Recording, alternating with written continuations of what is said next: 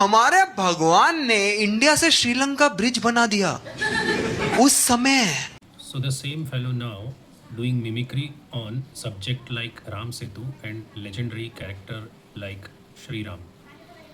મિત્રો, કોઈ પણ વિષય ઉપર મજાક કરવી સરળ છે અને કોઈ પણ સિસ્ટમ સામે પ્રોટેસ્ટ કરવો ઇઝી છે, પણ કન્સ્ટ્રક્ટિવ કામ કરવું ઘણું જ અઘરું છે.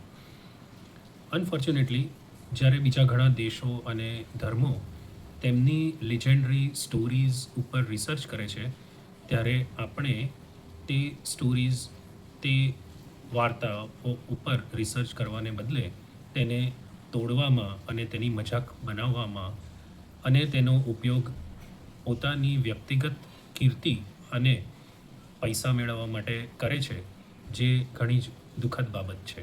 लाइक हमारे भगवान ने इंडिया से श्रीलंका ब्रिज बना दिया उस समय.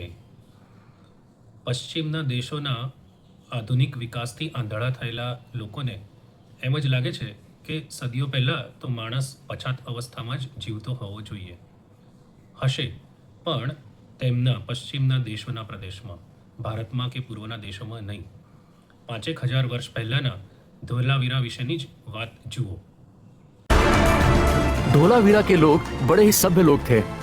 उनके पास उस वक्त भी बड़ी उन्नत टेक्नोलॉजी थी. आप खुद सोचिए, 3600 BCE में उन्होंने जमीन के नीचे नालियां बना ली थी. उनके पास पकी हुई ईंटें थीं और ऐसा शहर था जिसे एक योजना बनाकर बसाया गया था. वो शहर एक प्लेटफॉर्म पर बसा था. इसका मतलब है कि वो सिविक प्लानिंग के बारे में जानते थे. उन्हें ट्रिगोनोमेट्री की बहुत अच्छी समझ थी. रेशियो का अंदाज उस समय बिना LNT के जो उनकी रक्षा करने में बिजी है वो LNT के साथ नहीं बना पा रहे. મિત્ર, તમને કોઈ એક પક્ષ કે કોઈ એક વ્યક્તિ પ્રત્યે વિરોધ હોઈ શકે, પણ તેના માટે તમે કરોડો ભારતીયોની જેના ઉપર શ્રદ્ધા છે તેની ઉપર કઠોરાઘાત ન કરો.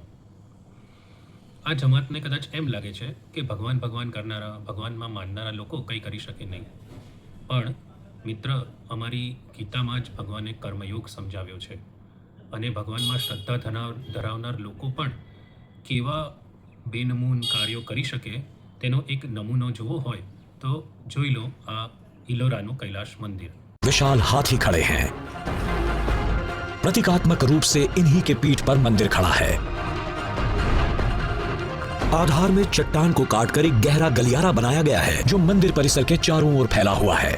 इन गलियारों के अंदर स्थित चट्टानों को घेरकर उन पर नक्काशी की गई है.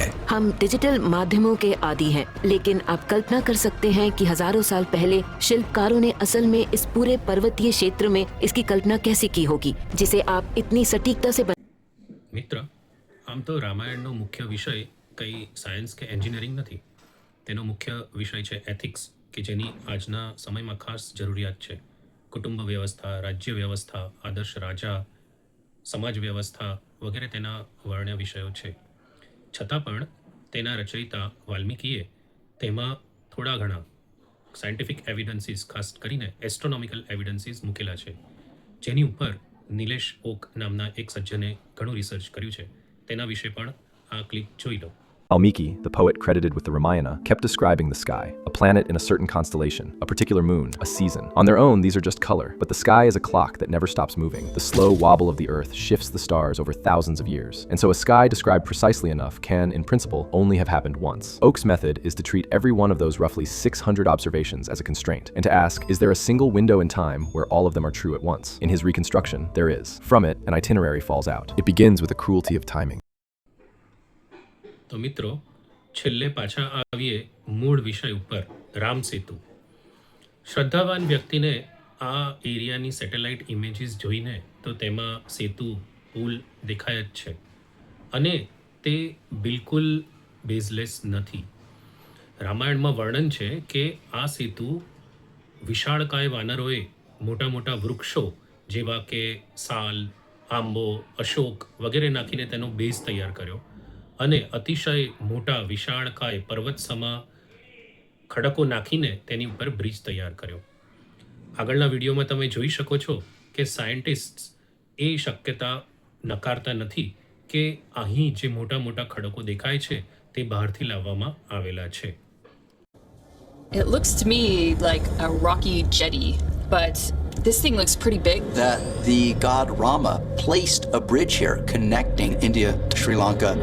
There are stones that have been brought from afar and set on top of our sandbar island chain. These occur in an area where there's shallow waters, and sand could accumulate between the two land masses. The rocks on top of the sand actually predate the sand. So there's more to the story. So there is more to the story. અને આ story પૂરી કરવાની જવાબદારી છે આ next generation જેન ઝી ઉપર. તો જેન ઝી તૈયાર થઈ જાઓ. આગળની જનરેશને તમારી માટે પ્લેટફોર્મ તો તૈયાર કરી આપ્યું છે. તો આત્મશ્રદ્ધા અને ઈશ્વરશ્રદ્ધાથી કામ કરો અને આ સ્ટોરી પૂરી કરો. અને ફક્ત રાજકીય કારણોથી નહીં પણ ખુદના શ્રદ્ધાથી બોલો જય શ્રી રામ.